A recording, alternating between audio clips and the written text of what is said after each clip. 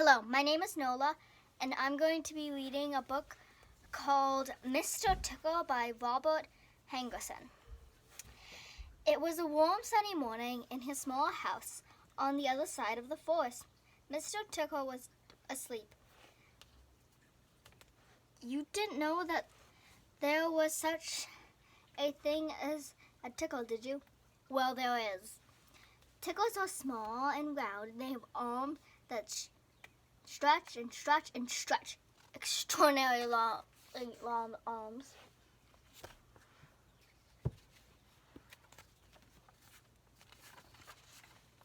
Mr. Tickle was fast asleep. He was having a dream. Must have been a funny dream because it made him laugh out loud, and that woke him up. He sat up in bed, stretched his extraordinarily long arms, and yawned an enormous long. Mr. Tickle felt hungry. So do you know what he did?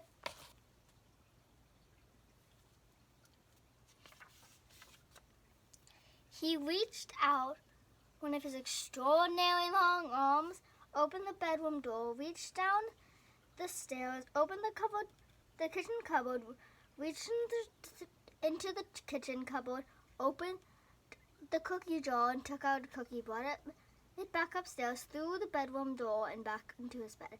As you can see, it's very useful indeed. Having arms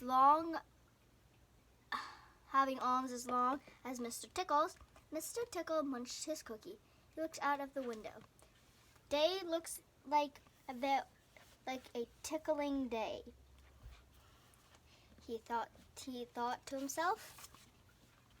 So later that morning, Mr. Tickle had made his bed and cooked his breakfast. He set off through the forest.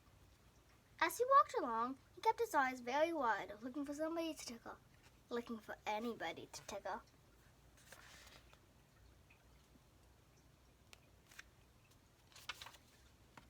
Eventually, Mr. Tickle came to a school. There was nobody around, so reaching his extraordinarily long arms up to a high window ledge, Mr. Tickle pulled himself up and peeked through the open window. Inside, he could see a classroom.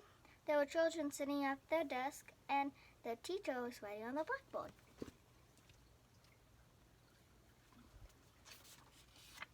Mr. Tickle waited a minute, and then he reached through the window. Mr.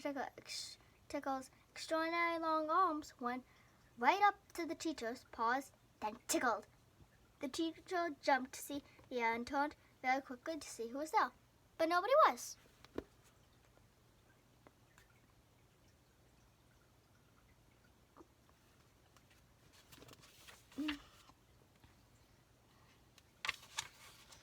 Mr. Tickle grinned a mischievous grin, waited another minute, and then tickled the teacher again. This time, he kept tickling her.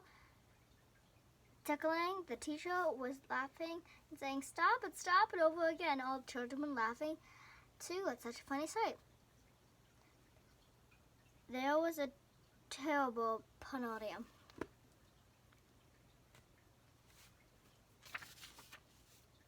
Eventually, Mr. Tickle thought that he had enough fun, so he gave the teacher one more tickle for luck, and then very quietly brought his arm back through the window. Chuckling to himself, he jumped down from the window, leaving the poor teacher to explain what it was all about.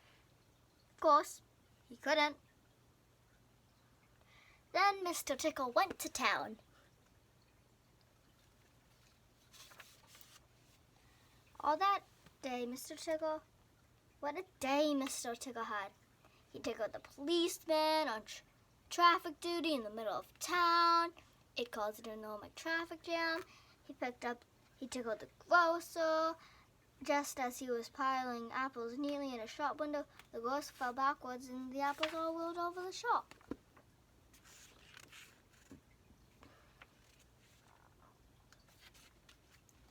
At the railroad station, the guard was about to wave his flag for the train to leave. As he lifted his arm to the air, Mr. Tickle tickled him, and every time he tried to wave the flag, Mr. Tickle tickled him, till the train was 10 minutes late, leaving the station. All the passengers were furious.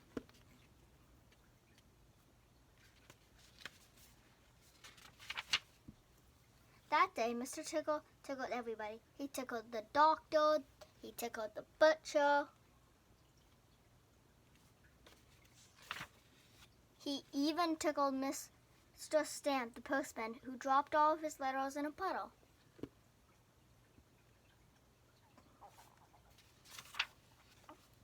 Then Mr. Tickle went home, sitting in his armchair in a small house on the other side of the forest. He laughed and laughed every time he thought about the people he had tickled.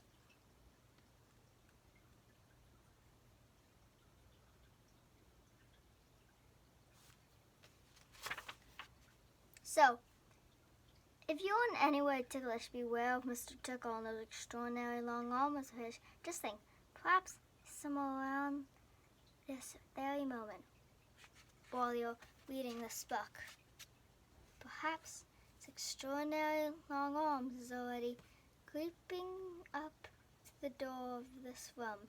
Perhaps he's opening the door now and coming into the room.